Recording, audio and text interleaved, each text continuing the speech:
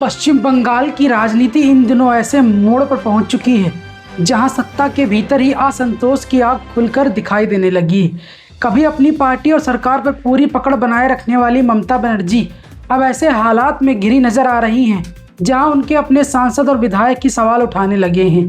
हाल ही में पार्टी की एक अहम बैठक के बाद लोकसभा में मुख्य सचेतक के पद पर किए गए बदलाव ने तृणमूल कांग्रेस के अंदर भारी विवाद खड़ा कर दिया है। कई महिला सांसदों ने खुलकर नाराजगी जताई, सोशल मीडिया पर भावुक पोस्ट लिखे गए और पार्टी के भीतर पुराने मतभेद एक बार फिर सतह पर आ गए। जिन नेताओं को कभी पार्टी का सबसे भरोसेमंद चेहरा माना जाता था, वही अब एक दूसरे पर गंभीर आरोप लगाते दिखाई दे रहे हैं।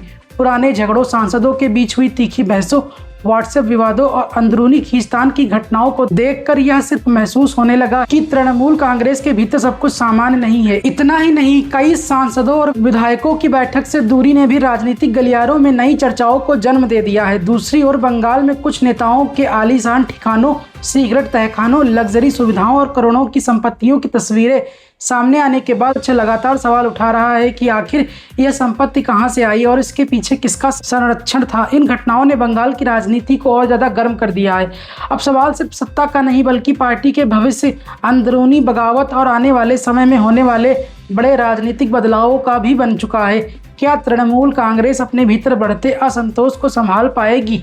क्या नेताओं की नाराजगी आगे चलकर किसी बड़े टूट का कारण बनेगी? और क्या बंगाल की राजनीति में अब कोई नया समीकरण बनने वाला है? यही इस समय सबसे बड़ी चर्चा बन चुकी है। तो दोस्तों, आपको क्या लगता है? कमेंट बॉक्स में ज़रूर बताएं।